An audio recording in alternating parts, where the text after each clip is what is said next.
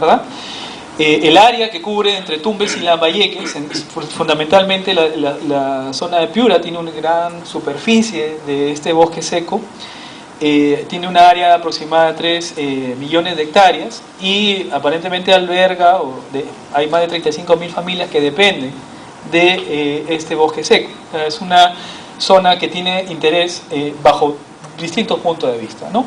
Por otro lado, a nivel de consideraciones de diversidad, si bien es cierto, no tiene la riqueza de especies que tienen bosques lluviosos, el nivel de endemismo, o sea, de especies peculiares de esta zona, es bastante alto. Eso hace también una distinción comparativa importante, ¿no? Tiene variables evolutivas o soluciones ambientales que no tienen otros ambientes, que no tienen en otros ambientes con más diversidad. Siguiente.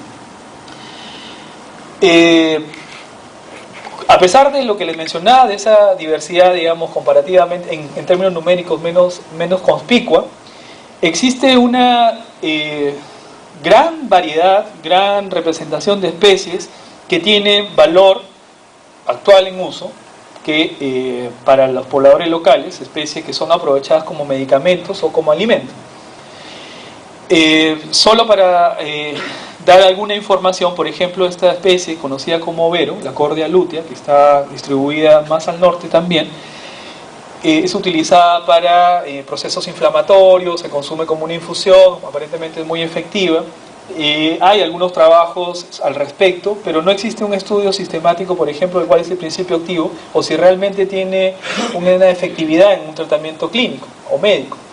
Pero es un recurso muy abundante, de hecho es una especie con una representación muy importante en esta zona de bosque seco, sobre todo en la parte baja. Esta otra especie también que se considera de interés medicinal, que es el cuncún. Y tenemos además, solo a modo de ejemplo, otras especies que son parientes silvestres de especies comestibles, son frutos, este Solanum o Lycopersicum, ahí los taxónomos quizá pueden discrepar, que se conoce como tomatillo, que es el pariente silvestre del tomate, que está distribuido en la costa peruana, de Piura hasta probablemente Lima o más abajo, que son recursos que, si bien es cierto, en este momento no son directamente un recurso explotable, podría servir, entre otras cosas, como se ha utilizado para mejoramiento genético de las plantas que son cultivos. Y otras especies que tenemos acá también son estas fabáceas silvestres, estos macroptilos, que sirven como un buen forraje para los animales de esa zona, ¿no? Y especies que son de fruto comestible como el caparis, que es una especie que tiene particular interés. Siguiente. Esta es un poco una imagen del bosque seco, ¿verdad? De la problemática a modo visual de la deforestación o los procesos de incendio que han ocurrido en este último periodo sobre una zona importante del área de las comunidades que se asientan ahí. Siguiente. Y la causa de la pérdida de la diversidad, bueno, procesos antrópicos desordenados o la falta de planeamiento para enfrentar los cambios. La siguiente, para que no me gane el tiempo. Y bueno, la pérdida de diversidad, como sabemos, tiene consecuencias sobre este proceso que afecta no solamente el tema de áreas, sino de pérdidas económicas a los países que sufren procesos de desertificación y de todos los servicios ambientales que la biodiversidad puede otorgar en términos tangibles, medibles, ¿no? Siguiente. La especie en particular, Apodanthera biflora, es esta especie que tiene flores de sexos separados, produce estos frutos similares a pequeñas sandías. Localmente se consumen estas raíces que son ricas en almidón, ¿verdad? Es una especie endémica del bosque seco, aparentemente va hasta Ecuador, pero nuestro estudio se centra en la parte peruana. Y localmente tiene un consumo importante para alimento animal y humano, ¿sí? Aunque a veces la gente no, digamos, cuesta aceptar, pero se consume localmente. Y otro evento importante es que tiene una semilla con un nivel de aceite que en un estudio preliminar encontramos que es cercano al 24%. La idea de este trabajo fue, en términos comparativos, lo que pasa con las especies de zonas áridas en Norteamérica, hay parientes similares. Entonces, la idea, en base a la poca información que existe, que es un problema para muchos de estos estudios, es tratar de tomar estudios de ecosistemas similares y tratar de ver ¿Qué se rescata de eso y cuáles son las diferencias importantes para nuestros propios sistemas? Adelante. Adelante, sí. La idea central, bueno, del proyecto es apuntar a esto, ¿no? A contribuir a la seguridad alimentaria, ver si efectivamente este sirve como un cultivo importante, y la conservación de recursos genéticos, probablemente como una especie modelo, porque de ahí podemos hablar y agarrar distintas otras especies. Adelante. El proyecto tiene estos 4 componentes en los que estamos trabajando. La siguiente. Esta es un poco la idea de los productos que desearía entregar al final del proyecto con el equipo, ¿verdad? Es un mapa de distribución de la especie con un correlato de la diversidad genética en ese entre Tumbes y Lambayeque, la diversidad morfológica y ver los contenidos de cada una de estas raíces en esas localidades, generar un banco de semillas, ¿verdad? Generar documentos técnicos para permitir su manejo, y un manual más práctico para el uso de las comunidades que mantienen y tienen en sus comunidades estos recursos. La siguiente. ¿Qué hemos logrado hasta ahora? Siguiente. Esta es un poco la zona de muestreo. Bajamos a buscar zona de muestreo más hacia el sur, pero esencialmente está en esta zona inscrita las poblaciones más importantes de la especie. Y si bien es cierto, acá hay algunas poblaciones que hemos localizado, bueno, en estas zonas fue difícil encontrar. Siguiente.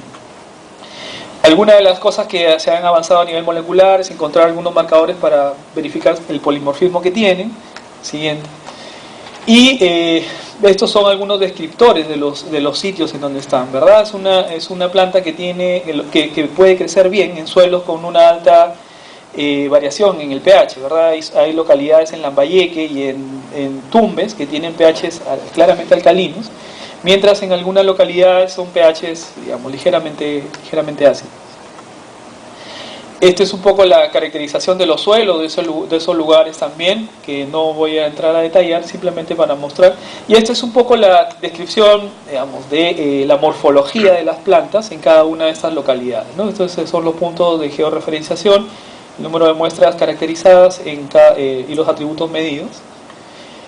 Y un eje importante en cualquier proceso de manejo es cómo propagar este cultivo, ¿verdad? Entonces esta planta tiene un sistema de propagación sexual a través de semillas que hemos evaluado. Siguiente, por favor. Un poco la viabilidad de la semilla o la germinación de las semillas en 2 años, o de un año al siguiente, ¿verdad?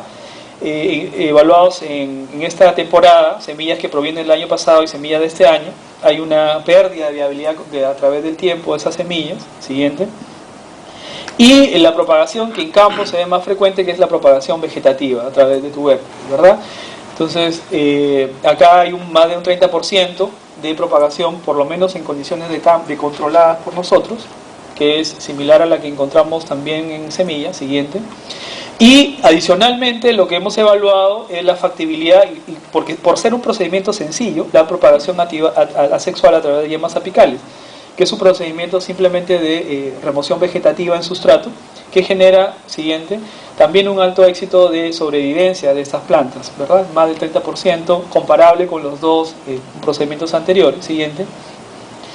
Y a nivel de raíz, lo que se hizo fue caracterizar de muchas de estas localidades, no de todas, más o menos distribuidas en este gradiente, en comparación con una yuca de mercado, con una yuca comercial. Siguiente.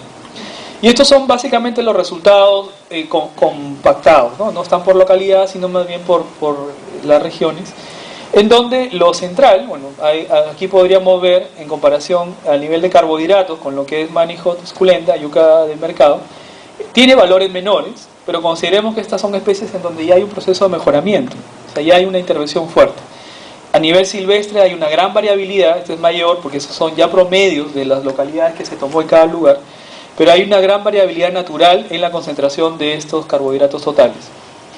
Otro hecho importante es que estos minerales, calcio, fierro, fósforo, son comparativamente, en algunos casos, iguales o mayores que lo que se puede encontrar en una especie de mercado. Por lo tanto, esto sugiere fuertemente, por lo menos, su posibilidad de ser un alimento de buena calidad. Siguiente. A nivel de la semilla, lo que hemos encontrado, bueno, es la concentración, es un valor bastante alto, ¿verdad? 30% de aceite, estamos haciendo el perfil de ácidos grasos y de proteínas. Siguiente. Bueno, ya estoy finalizando. Esto es, digamos, la idea final es tener justamente al cabo del siguiente año un diseño de modelo de manejo de cultivo de esta especie, si es que finalmente se logra, o si es viable el cultivo en esta especie, que como dije al principio, en ausencia de información, hay que verificar si un proyecto genera un potencial aprovechamiento de un recurso o no. Lo que es cierto en esta especie es que se consume en la zona, que se está perdiendo el área y que, dadas las características comparativas con otras especies del mismo género en otras coordenadas, tiene un potencial de uso interesante. Siguiente. Y esta última diapositiva obviamente es para agradecer a quienes han participado, ya sea a través del financiamiento o del apoyo logístico y las actividades de campo en el proyecto, en este proyecto y en el proyecto de Banco de Semillas que también se está ejecutando. Gracias.